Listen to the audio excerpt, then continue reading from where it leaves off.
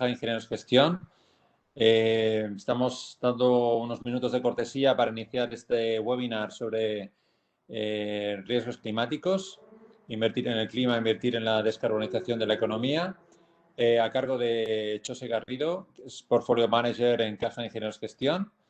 Y Chose nos va a dar una charla acompañado de una presentación acerca de los riesgos climáticos y acerca de cómo podemos encauzarlos desde el punto de vista de las inversiones.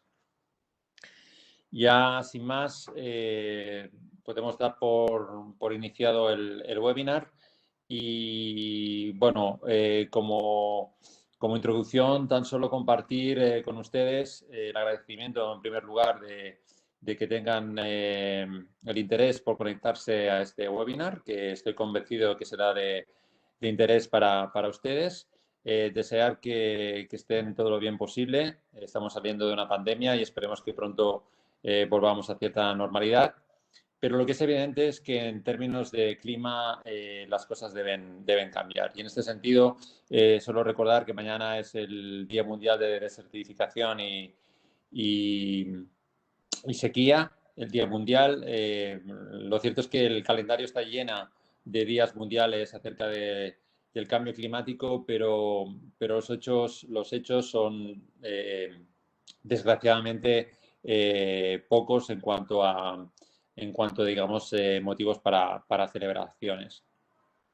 El webinar de hoy está precisamente muy alineado con lo que significa los riesgos climáticos, no solo desde el punto de vista extrafinanciero, sino, me atrevo a decir, desde el punto de vista financiero. Una de las primeras cuestiones que debemos despejar es que los riesgos relativos al clima no son riesgos extrafinancieros, sino que son riesgos financieros, porque tienen una trascendencia financiera y tienen también un impacto financiero directo sobre las empresas y sobre también las personas. En este sentido, las Naciones Unidas ya hace años programaron una hoja de ruta a través de los Objetivos de Desarrollo Sostenible, que son un calendario, que son un recordatorio, que son unas iniciativas que todos podemos de alguna forma contribuir, no únicamente desde el punto de vista corporativo, también desde el punto de vista individual. Y en este sentido, recordar que de estos 17 Objetivos de Desarrollo Sostenible, hasta 10 tienen una relación directa con el clima. Los riesgos climáticos se pueden diferenciar entre los riesgos, luego lo veremos en la presentación, entre los riesgos de transición, la obligada necesidad de ir hacia una descarbonización de la economía, la obligación de alguna forma, pues hacer una transición hacia unas energías limpias y que no supongan un desgaste sobre el ecosistema.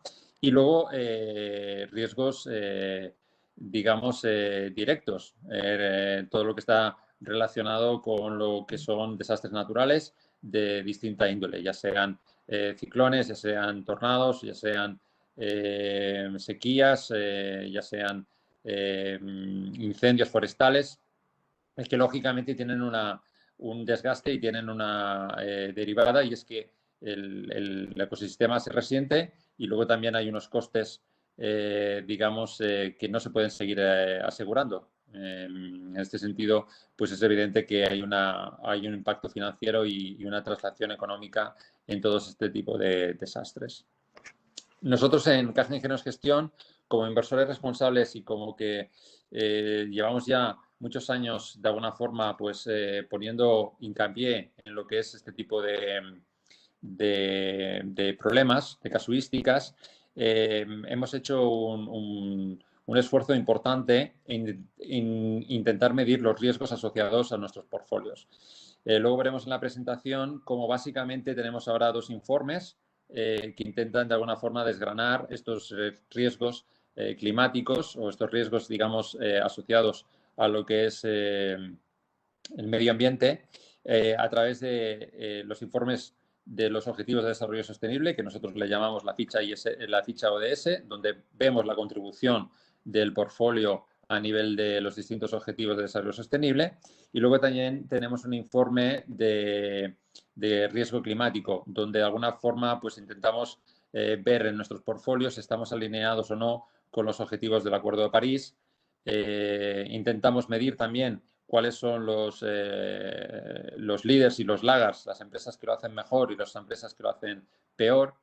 Y luego también vemos qué porcentaje de la cartera está alineada con unos objetivos, digamos, que sean materiales de compromiso y qué porcentaje de la cartera no tiene esos porcentajes de compromiso. Este tipo de informes lo pueden consultar ustedes en nuestra página web, en ingenierosfondos.es, en nuestro apartado inversión socialmente responsable y dentro de la pestaña riesgos climáticos. Por lo tanto, lo que intentamos hacer desde el punto de vista inversor responsable es alinear lo que es una casuística concreta, como es los problemas derivados del cambio climático, y el hecho de que nosotros como inversores pues tenemos una responsabilidad de saber cómo impactan nuestras inversiones, ¿no?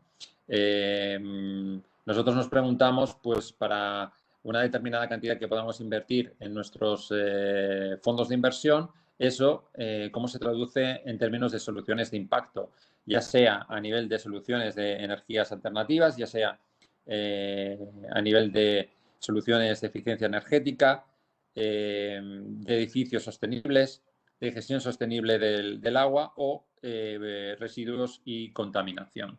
Intentamos monetizar esas soluciones de impacto desde el punto de vista de cómo se traducen invirtiendo en nuestros portfolios, y le damos al inversor información adicional para que de alguna forma vea que el compromiso que tenemos es un compromiso compartido y que las inversiones en nuestros fondos, pues más allá de obtener una rentabilidad financiera, lógicamente también intentan cambiar, digamos, cosas de cara al futuro. Esto no es filantropía, esto es cuantificación, estos son riesgos medibles y se trata de evitar riesgos. Todo lo que sea evitar riesgos probablemente se traducirá en un mejor comportamiento futuro de lo que es las empresas que tenemos en cartera, y, lógicamente, la rentabilidad esperada aumenta, puesto que intentamos evitar aquellos riesgos que de alguna forma puedan impactar al accionista, en este caso al partícipe de nuestros fondos. Bueno, ya sin más, daría paso a José Garrido, que como comentaba anteriormente es Portfolio Manager de Fonengini SR, nuestro fondo, digamos, con más antigüedad y nuestro fondo emblema en caja de gestión, y nos va a contar desde el punto de vista de gestión y desde el punto de vista, digamos, de su experiencia particular, cómo afronta los riesgos asociados al clima. Y así más, José, te cedo la palabra cuando quieras. Gracias. Sí, hola, buenas tardes a todos. Muchas gracias, Xavi, por la introducción, y gracias a todos por la asistencia. Como ha comentado Xavi, es un webinar que hemos preparado desde el enfoque de riesgos climáticos y cómo desde Caja de Ingenieros Gestión abordamos estos riesgos climáticos o lo llevamos a nuestro terreno, a la gestión de activos. Por eso nuestra experiencia ya en sostenibilidad es amplia. Ya llevamos muchos años de track record en inversión socialmente responsable, pero en este webinar sobre todo nos centraremos en esa sostenibilidad aplicada a la gestión de activos, ¿de acuerdo? Hemos preparado una presentación corta en cuanto a número de diapositivas, en torno a 12 diapositivas con contenido. Trataremos de no extendernos más allá de 35 o 40 minutos, sobre todo para que en la parte final haya espacio para las preguntas que bien podéis ir formulando a través del chat de la sesión, y que al final pues trataremos de dar respuesta tanto Xavi como yo, ¿de acuerdo? Sin más, empezamos con la presentación. La hemos titulado Invertir en el clima, invertir en la descarbonización de la economía, como ha comentado Xavi, con ese enfoque vinculado a los riesgos climáticos, y que él ya ha mencionado la categorización, riesgos de transición y riesgos físicos, y que posteriormente abordaremos seguidamente, ¿no? Antes de entrar en en materia o de bajar al barro, sí que nos gustaría empezar y romper el hielo con un primer mensaje extraído de una cita de Bill Gates en 1996, hace 25 años, que dice lo siguiente, dice: siempre sobreestimamos el cambio que ocurrirá en los próximos 2 años y subestimamos el cambio que sucederá en los próximos 10. No te dejes llevar por la inacción. Bien, todos sabemos que Bill Gates es una persona muy influyente a nivel corporativo y también a nivel medioambiental, a nivel de sostenibilidad. Y quizás esta cita, a 25 años atrás, pues de alguna manera pues no tenía tanta magnitud o todo el sentido que hoy le podemos dar si lo conjugamos con el momento en el que nos encontramos, ¿no? Pero nosotros extraemos 3 mensajes, ¿no? O 3 lecturas de esta cita. La primera es la dificultad de predecir a largo plazo, y eso es algo innato y que en nuestra labor como gestores de activos y como analistas, pues de alguna manera nos impacta en nuestro día a día. Por otro lado, esa dificultad de predecir o de tratar de estimar a medio o largo plazo, en muchas ocasiones está invadida, y este es el segundo mensaje, por el ruido mediático, el ruido cortoplacista que invade el análisis en nuestro día a día, y es ese corto plazo que muchas veces no nos deja ver un poco más allá, ¿no? La cita de Bill Gates también camina en ese sentido. Y el tercer mensaje o la tercera lectura que extraemos es la necesidad, siempre, siempre, siempre la necesidad, y siempre lo hemos defendido desde Caja Ingenio Gestión, tanto en el capítulo financiero como en el extrafinanciero, de focalizarnos en la estrategia y en el largo plazo. Parece que ese mensaje ha calado en los últimos años, sobre todo a raíz de la cumbre de París en 2015, entre los gobernantes y entre el mundo corporativo, y parece que se están fijando ya políticas más a medio y largo plazo, como pueden ser la Agenda 2030 en el caso europeo, o pueden ser los objetivos de neutralidad de carbono más allá, en este caso en 2050. ¿Cuál es el punto de partida? El punto de partida en el que nos encontramos hoy, o del que venimos, del diagnóstico de los últimos 5 años, es el siguiente. Lo hemos ilustrado a través de la aportación que nos hace esta plataforma, Earth Overshoot Day, en su edición de 2021, con datos de 2017, en la cual nos dice o nos viene a decir que existe una necesidad real de racionalizar y optimizar el recurso de los recursos que nos provee el planeta. ¿Cómo ilustra esta plataforma esta necesidad de racionalización de recursos o del capital humano? Pues del capital natural, perdón. Pues a través de 2 enfoques, ¿no? A través de 2 interpretaciones. La que está en la izquierda, en la parte izquierda de la diapositiva, dice: ¿cuántos planetas Tierra necesitaríamos si todos en el planeta vivieran como los residentes de su país? Es decir, en el caso americano, si todos los ciudadanos de la Tierra vivieran como lo hacen bajo el estándar de vida americano, ¿cuántos planetas Tierra necesitaríamos? Pues necesitaríamos 5.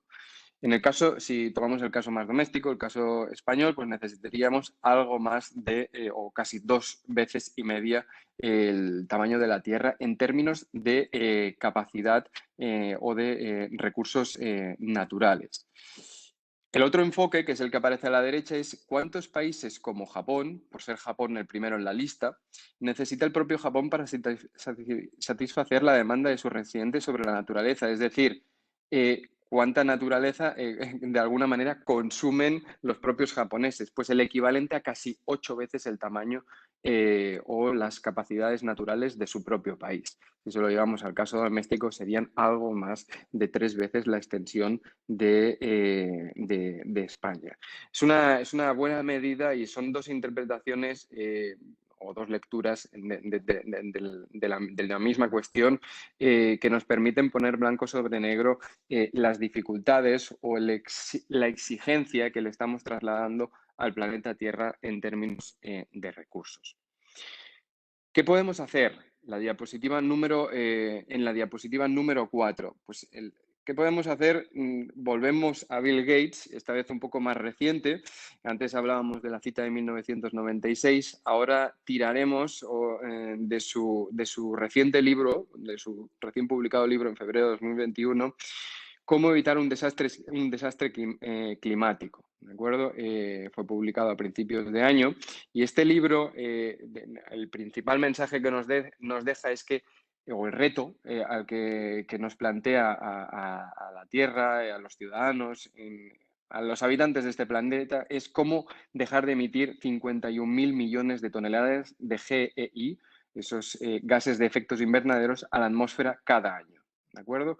Para ello, Bill Gates plantea su ensayo, porque el libro está planteado como bajo una visión académica, pero digamos, aportando datos académicos, pero sobre todo bajando a la realidad, dos enfoques, ¿no? Dos partes bien diferenciadas en el libro. Una primera parte en la cual hace una lectura de la situación actual y una segunda parte en trasladar mensajes, trasladar digamos, orientaciones prácticas y realistas de cómo poder alcanzar ese reto que planteaba inicialmente en ese mensaje, ¿no?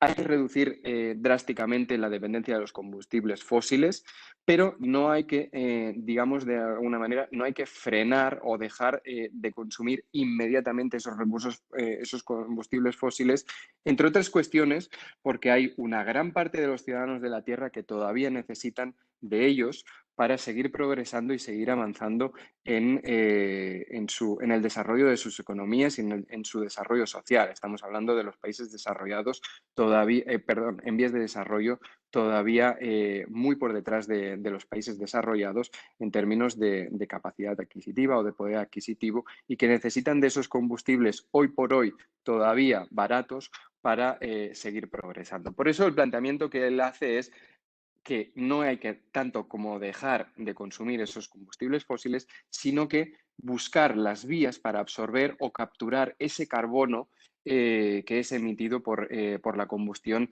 de esos combustibles no renovables. Volviendo a esa doble, digamos, esa separación que realiza en el libro, esa visión pesimista empieza con unos inputs muy claros, ¿no? Tenemos que hacerlo ahora, no es una opción. Hemos llegado a un punto en el que tenemos que reducir a cero o casi las emisiones de carbono antes de 2050 y puesto que actualmente dependemos de los combustibles fósiles, el punto de partida para este cambio estructural es muy desfavorable, ¿no? Pero también nos traslada un mensaje de esperanza, esa segunda parte del libro, esas digamos, inputs o visiones más prácticas de qué es lo que podemos hacer. Existen muchas posibles soluciones, se está desarrollando mucha tecnología o estamos en vías de encontrar nueva tecnología para, digamos, absorber o capturar ese carbono que comentábamos anteriormente. Los gobiernos están más concienciados que hace 5 años y hablamos de 5 años porque en 2015, mejor dicho, hace 6 años, en 2015 tuvo lugar la ilustre y la famosa cumbre de París, donde se fijaron los objetivos de contención del calentamiento global. Y esa fue la cumbre que marcó un hito histórico en la historia reciente en términos de clima, ¿de acuerdo? Pues bueno, los gobiernos están muy concienciados y se han puesto manos a la obra. La claridad de las políticas públicas reduce el riesgo, es cierto, los gobiernos están manos a la obra. Muchas de estas tecnologías ya son rentables para los inversores y para los clientes, ya que pueden pagar el precio del producto final incorporando ese mayor coste que suponen esas nuevas tecnologías que todavía no están avanzando en su curva de aprendizaje y todavía no son lo rentables o lo eficientes que se espera que lo sean en el futuro. Y finalmente, y este es un punto que desarrollaremos un poquito más en detalle a continuación, los impuestos sobre el carbono tendrán que aplicarse de manera considerada en los mercados desarrollados por contraposición a los emergentes. No podemos exigir el mismo nivel de avance a los países en vías de desarrollo que a los países desarrollados en términos de fiscalidad del carbono. ¿De acuerdo? Ahora veremos qué queremos decir con eso de fiscalidad del carbono. Si avanzamos un poco más, ¿Cuáles son los riesgos asociados al cambio climático? Xavi los ha citado y aquí es donde profundizamos un pelín más, ¿no? Son básicamente dos. En primer lugar, son los riesgos de transición. Los riesgos de transición son los riesgos asociados a la transición a una economía con bajas emisiones de carbono, por ejemplo, en los cambios en la política, la tecnología o la oferta y la demanda en determinados sectores.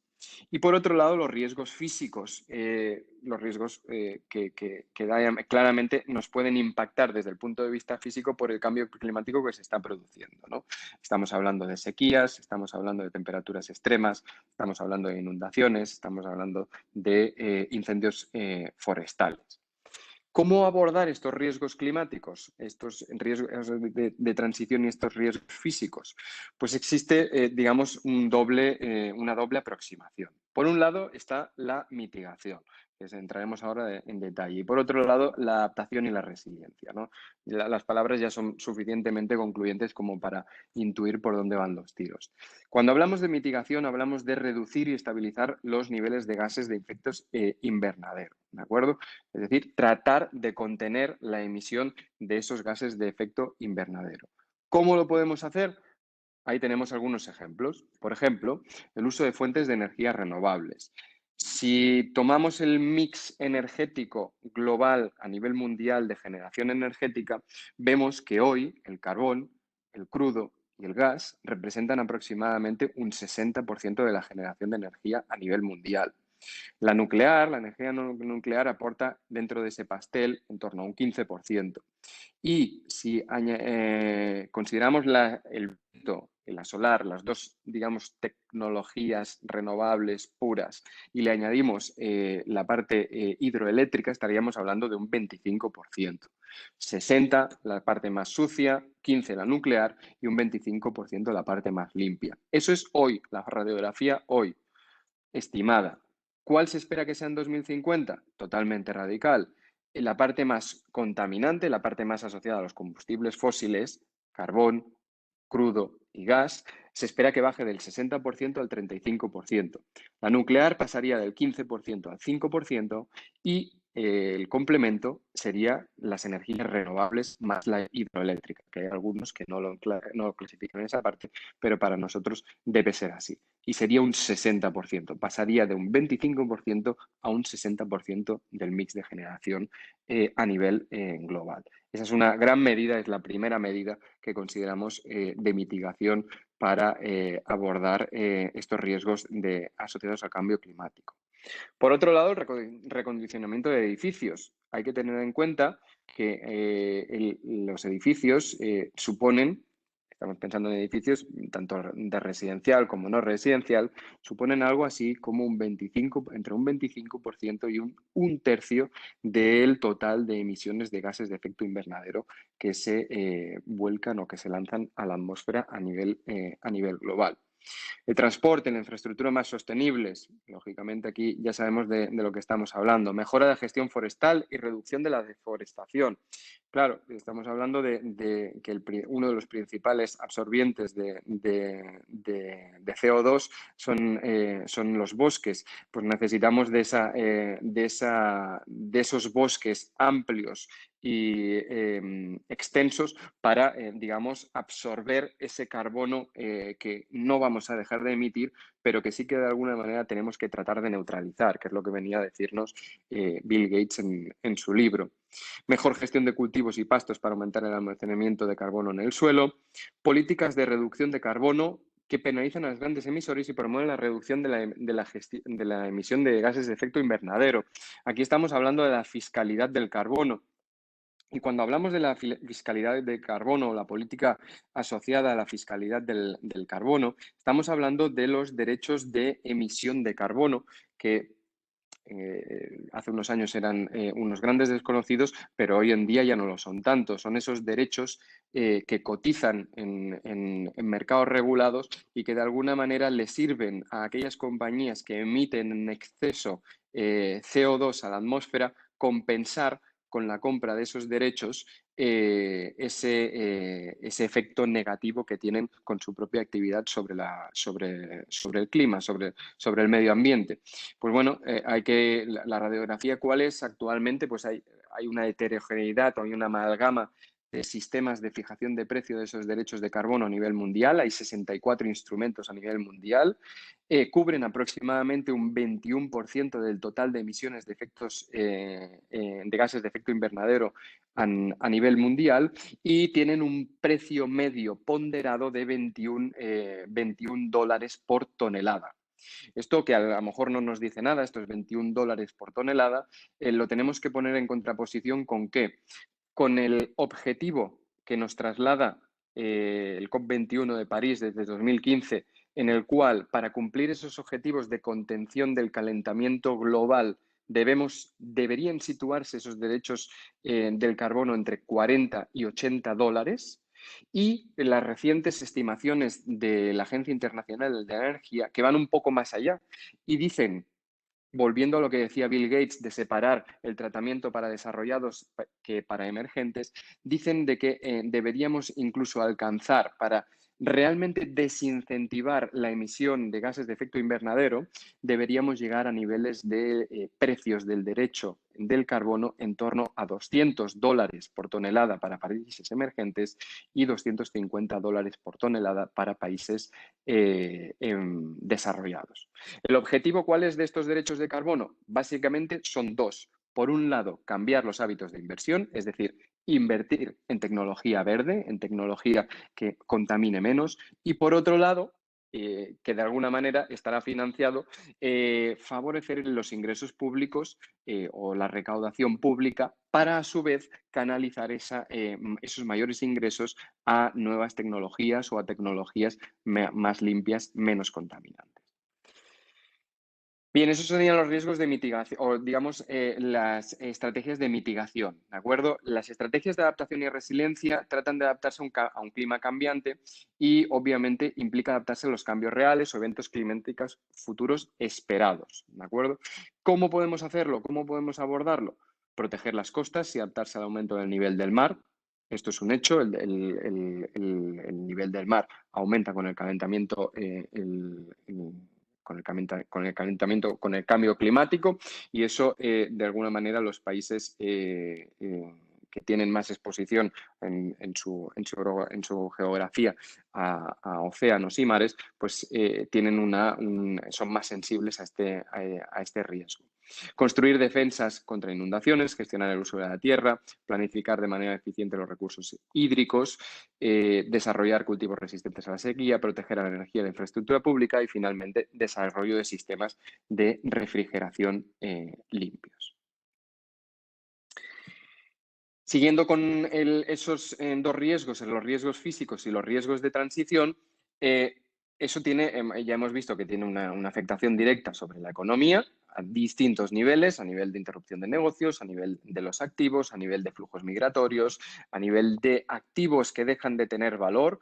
Estoy pensando en los reservorios de las compañías energéticas de prospecciones que han hecho en el pasado y que probablemente por esa mayor penalización social y económica de la explotación de esos recursos, a futuro muchos no dejen de ser rentables y se conviertan en lo que conocemos como los stranded assets, activos hundidos o activos que tienen menor valoración, y cómo eso, de alguna manera, esos riesgos físicos y riesgos de transición llegan o alcanzan o impactan al sistema financiero a través de la economía.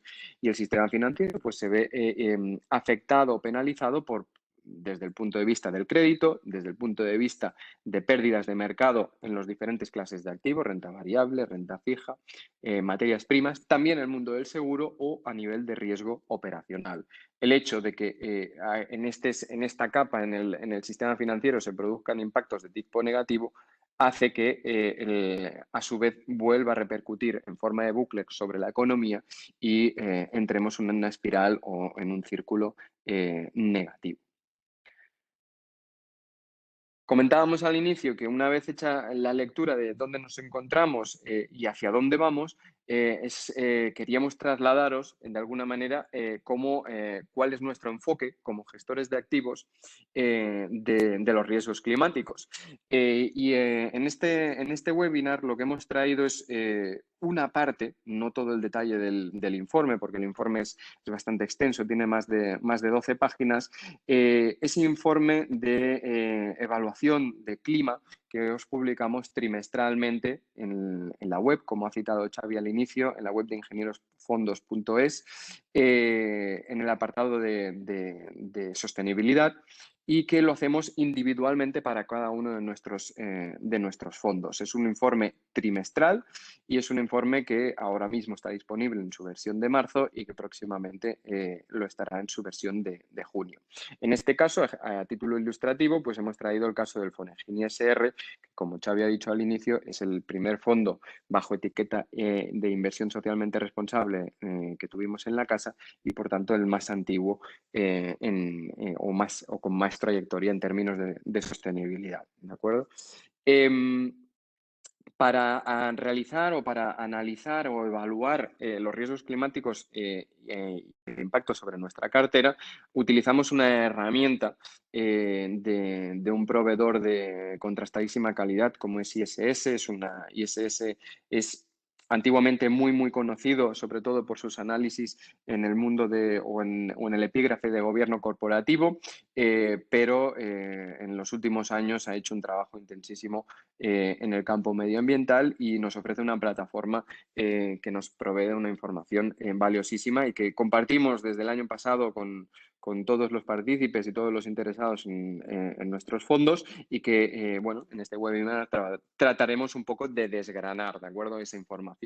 Hay mucha más información de la que aquí trasladamos, pero en todo caso os recomiendo que la chequeéis y la visitéis en la web. También recordaros de que tenéis un pequeño manual en castellano a través de que de alguna manera os sirve de guía o de conceptos básicos para la interpretación de los números que aquí os proveemos.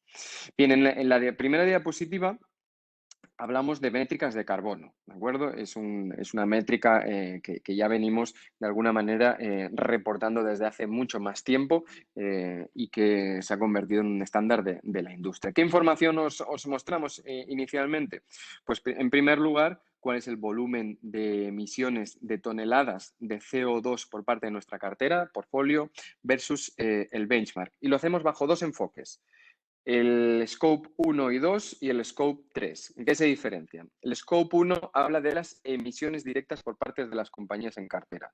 Ojo, es un informe que está hecho desde el lado corporativo. No tiene en cuenta las inversiones en deuda pública, que en el caso del Fonengin, como bien sabéis, no representa más de un 15% del patrimonio del fondo. ¿De acuerdo?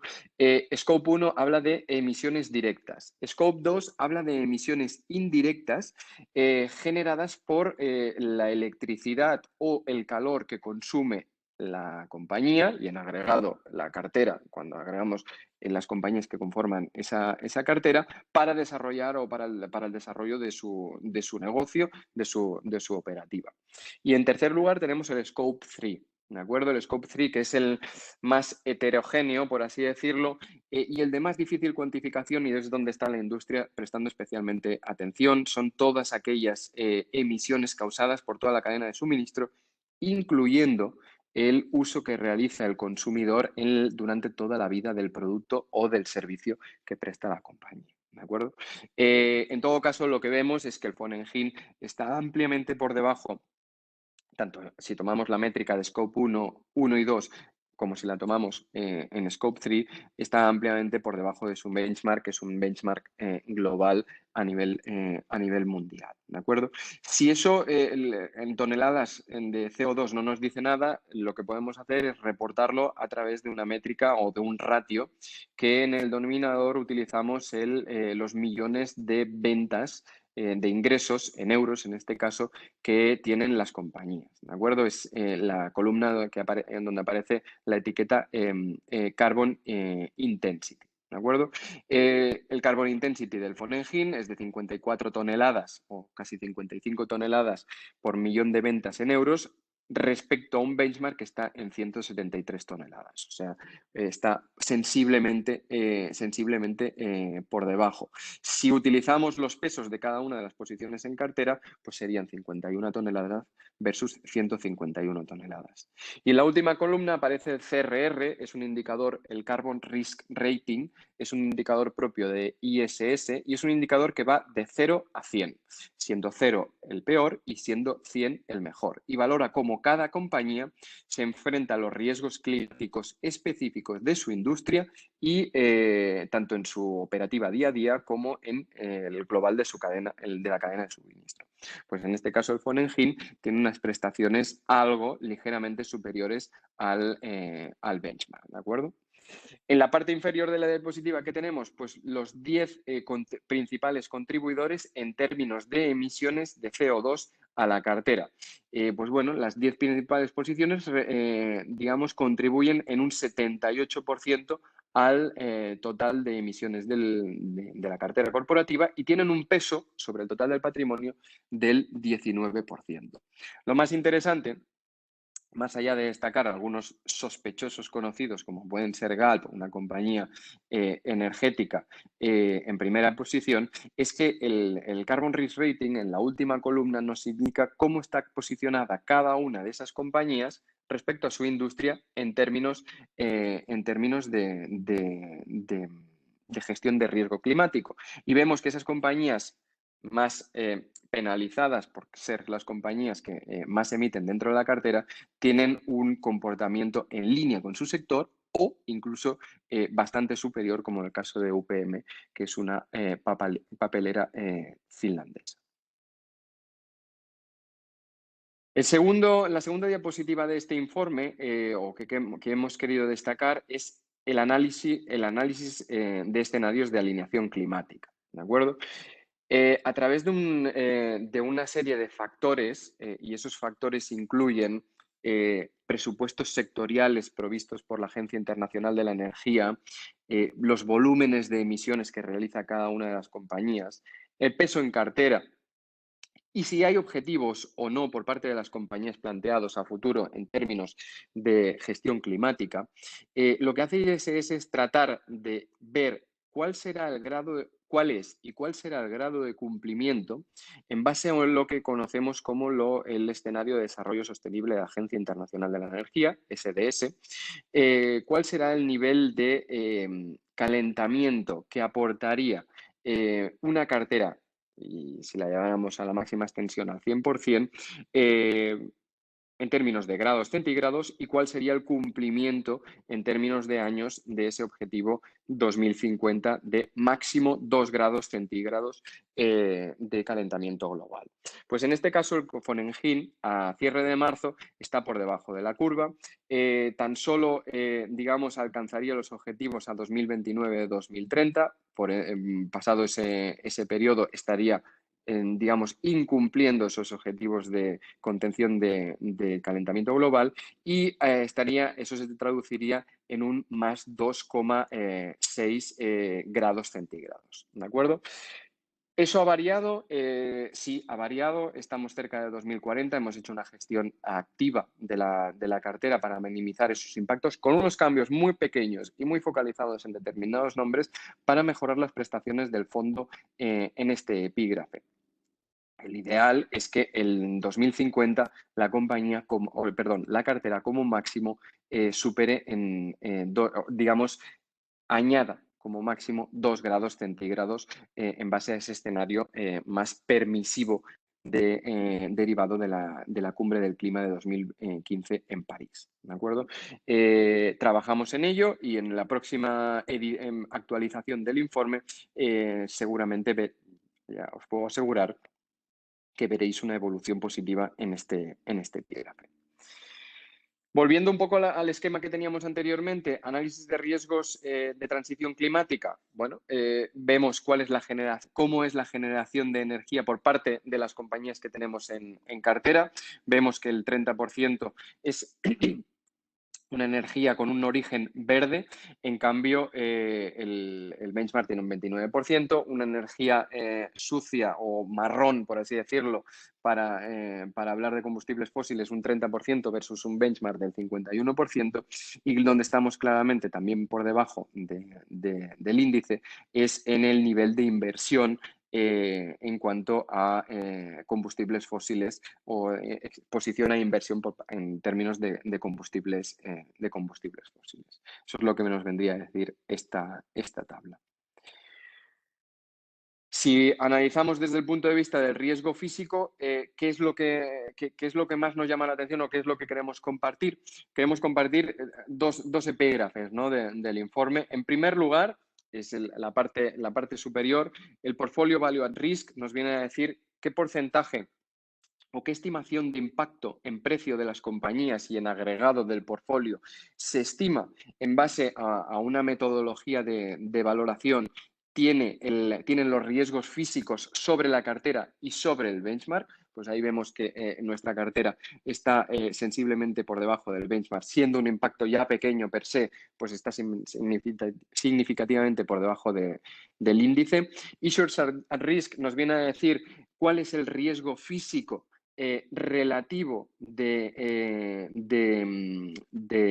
portfolio, o sea, de nuestra cartera respecto al benchmark. En este caso, cuanto más bajo sea, cuanto más cercano sea a cero el riesgo, peor es, porque quiere decir que estamos posicionados peor respecto al análisis que se realiza intraindustria, con lo cual también estaríamos bien respecto al índice, porque tendríamos un numerito más alto. La siguiente sería un ajuste teniendo en cuenta las estrategias corporativas de riesgo físico, cuál es el abordaje que realizan las compañías. Y por último, el Physical Risk Score hace referencia a lo que comentaba anteriormente.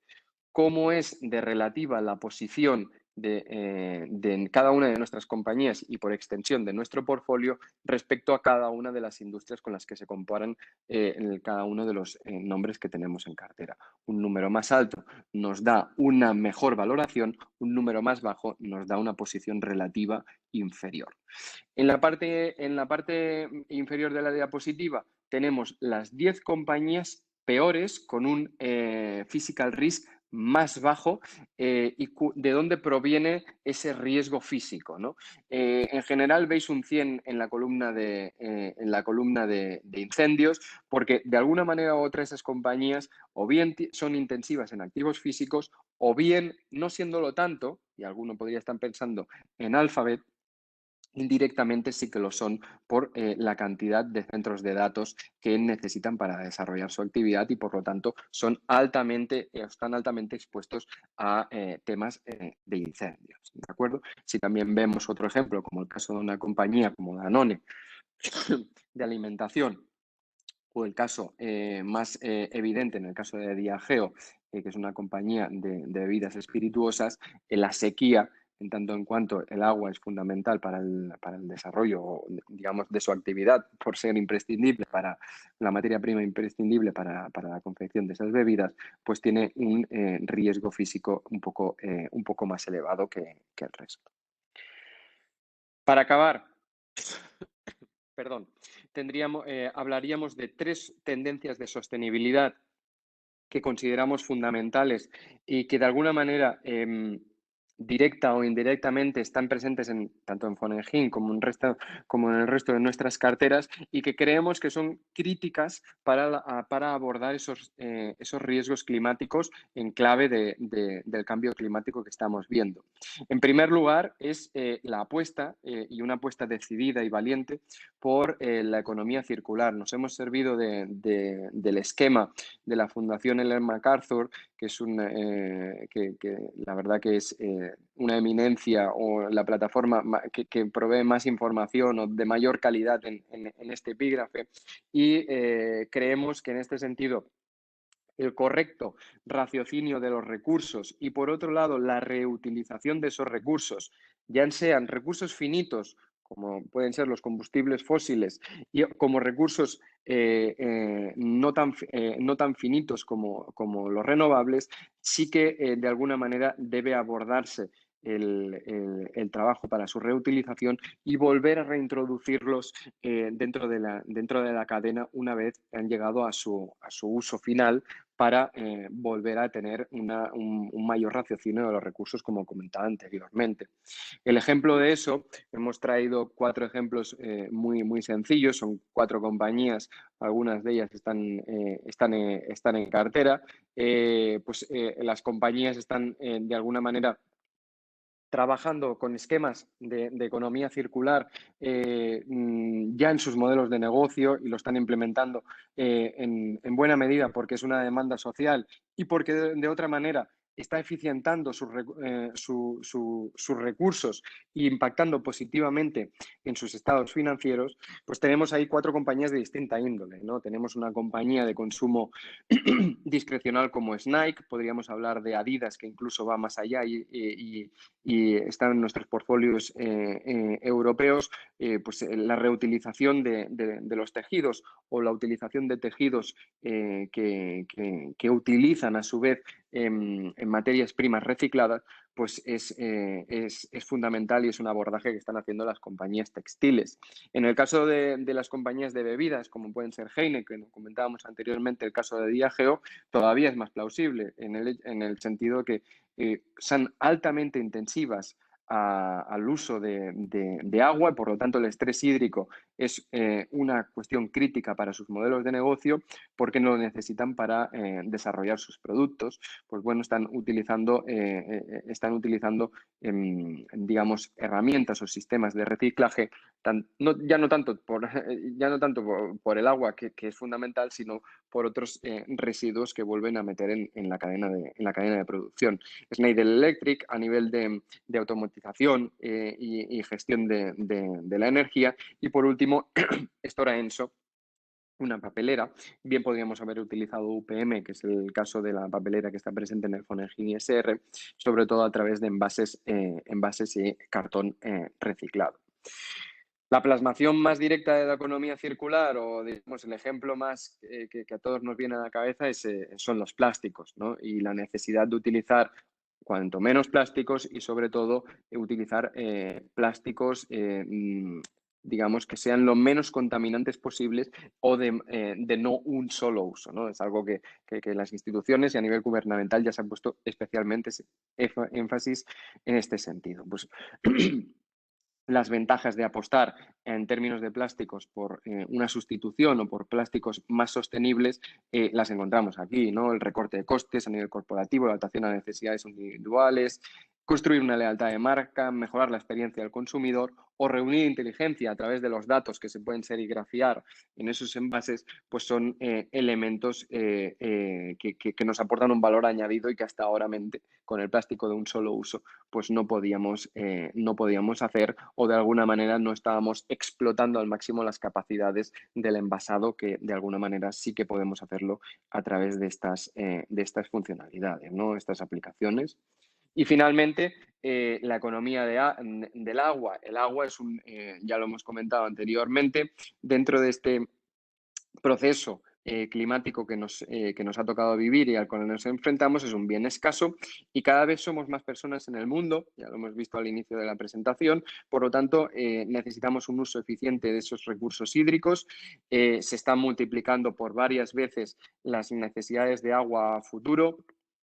Cada vez es más flagrante la necesidad de utilizar o de reutilizar el agua, y sobre todo de potabilizar el máximo de recursos hídricos posibles para atender las necesidades humanas. Y es una cuestión que para nosotros, si bien ya lo hacíamos a través de la huella de carbono en materia de la emisión de gases de efecto invernadero, sí que estamos especialmente siendo vocales, y así lo estamos reportando, ¿no? Xavi comentaba la ficha trimestral de de métricas ISR, estamos trabajando ya desde hace un tiempo y reportando lo que sería la huella hídrica de nuestros portfolios para, de alguna manera, concienciarnos y concienciar a las compañías en las que invertimos que el agua es un bien escaso y que necesitamos eficientar su uso para obtener un rédito y no penalizar las capacidades naturales del planeta, ¿no? Esa sería un poco la visión que os queríamos trasladar a nivel de riesgos climáticos.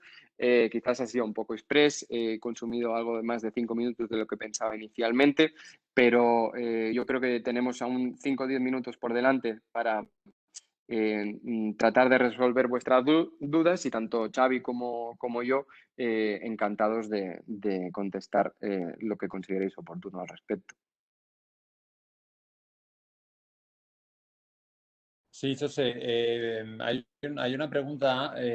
Has comentado que a nivel de lo que son energías, aprovisionamiento de energías, que había, digamos, más allá de las renovables, alguna tecnología que te estaba permitiendo, pues capturar energía de forma diferente, ¿no? Y de forma más limpia. No sé si al respecto, pues puedes explicarnos algo más en relación a lo que es las innovaciones tecnológicas que permiten mayor eficiencia en el ámbito energético. Bien, ahí digamos, la mayor capacidad de absorción de CO2 la tenemos de forma natural, y que son nuestros bosques, lo he comentado, y por eso es crítico una gestión de la masa forestal y de los bosques en toda su extensión, porque es una forma muy barata o más barata que de otra manera y la tenemos en la propia naturaleza. En cuanto a tecnologías ad hoc, sí que es cierto que se están desarrollando tecnologías para la absorción de ese CO2 que emitimos, pero son tecnologías todavía muy iniciales, que en muchos casos están a nivel de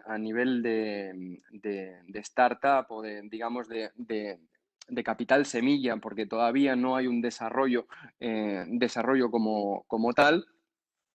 Pero, y obviamente eso, de alguna manera, nosotros como gestores de activos y sobre todo como gestores de activos cotizados, nos está lastrando la participación de una forma directa en ese avance, en esas tecnologías de captación de carbono, ¿no? Porque precisamente porque esas tecnologías o esas compañías todavía no están presentes en los mercados de valores y no podemos digamos, invertir en ellas. Lo que sí que prestamos mucha atención a la evolución de esas tecnologías. ¿Por qué? Porque tienen un apoyo institucional y público muy potente. El incentivo es muy grande para que esas tecnologías salgan adelante y por otro lado, que creemos que es un mercado con un potencial tamaño increíble y eso da pie a que haya espacio para muchos jugadores y sobre todo para jugadores también de un cierto tamaño y de alguna manera poder participar. Pero hoy por hoy no tenemos esa capacidad como gestores de activos cotizados, insisto en la palabra cotizados, porque probablemente otros actores del mercado, véase capital riesgo, sí que tengan esa capacidad, ¿no? Y ese sería un poco el planteamiento, Xavi. Muy bien. Sí, ligado con lo que comentas, hay realmente pues, tecnologías incipientes en el tema, digamos, de energético y en particular pues, en el sector automoción pues, hay soluciones actualmente que intentan de alguna forma pues, aumentar el abanico de soluciones de recarga energética de los coches eléctricos, ¿no? Y en este sentido, pues tenemos empresas en Estados Unidos como Valar Power Systems, que no se encuentran en cartera de ninguno de nuestros fondos, que son fabricantes de productos de celdas de combustible, de intercambio de protones, con el objetivo de alguna forma entregar una energía portátil que sea, digamos, que sea accesible, que no lo es a fecha de hoy en términos económicos, pero que sobre todo pues aumente la autonomía de los coches, ¿no? Bien, otro tema que creo que es interesante comentar porque viene muy a cuento de lo que está sucediendo hoy por hoy en el mercado eléctrico es lo que comentabas, el tema de los derechos de emisiones de CO2, ¿no? Cómo eso impacta en la factura y cómo al final esto también lo pagamos los ciudadanos de pie en nuestras facturas eléctricas. Es decir, esto del cambio climático, en particular en España, donde los costes derivados de lo que es la distribución y transporte de la energía eléctrica son cerca de un 60% de la factura, pues los mercados mayoristas de alguna forma pues están repercutiendo esa realidad de los mercados mayoristas a nivel de CO2 y de alguna forma es el ciudadano de pie el que está pagando el recibo, digamos, del cambio climático. Por lo tanto, viene a reforzar un poquito lo que comentábamos al inicio, que eso del cambio climático no son riesgos extrafinancieros, son riesgos financieros. Mirad si son riesgos financieros que nos toca el bolsillo a fecha de hoy en plena ola de calor en la península, ¿no? Tenemos el precio de la luz desorbitado en máximos históricos, precios similares a cuando tuvimos en invierno la borrasca de Filomena y por lo tanto el riesgo climático está ahí y en particular en España, que tenemos un riesgo de desertificación y de escasez del agua, pues más que evidente, deberíamos tener una sensibilidad en relación a estos temas pues muy altos, ¿no? No sé si al respecto, José, querías comentar alguna cuestión más relativa a este asunto. No, yo creo, Xavi, que lo has dejado muy claro. Estaba repasando el chat y veo que algún participante nos pregunta al respecto del hidrógeno y que no hemos hecho ningún comentario a lo largo de la presentación. Y por otro lado, si invertimos en hidrógeno verde. Si te parece, trato de dar respuesta y si quieres luego complementas. José. ¿Sí? ¿Se me oye bien?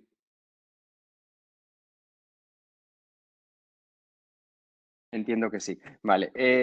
Respecto al tema del hidrógeno, es cierto, no lo hemos comentado a lo largo de la presentación, es una de las soluciones en términos de como combustible más limpias que nos podemos encontrar a futuro. Hay que diferenciar, ¿de acuerdo? Tipos de hidrógeno, porque hay distintas, la taxonomía es variopinta. Hablamos por un lado del hidrógeno marrón, el hidrógeno azul y luego el hidrógeno verde, que es el que comenta el compañero que ha hecho la pregunta. El hidrógeno verde es el 100% sostenible, el 100% limpio. Hoy en día se están haciendo muchos abordajes y muchas compañías, de alguna manera, están del ámbito industrial, están tratando de desarrollar la tecnología, véase, sistemas de electrólisis, para poder separar los componentes para obtener ese hidrógeno limpio y sobre todo lo están intentando hacer para obtener escala. Lo importante es obtener una escala suficiente para generar la cantidad de hidrógeno verde que necesitamos, que es una de las tecnologías, como he dicho, más limpias y que nos vendrían muy bien en términos de mix energético. Estamos muy al tanto de este tema. Como compañías puras de hidrógeno no tenemos ninguna en cartera, sí que las seguimos.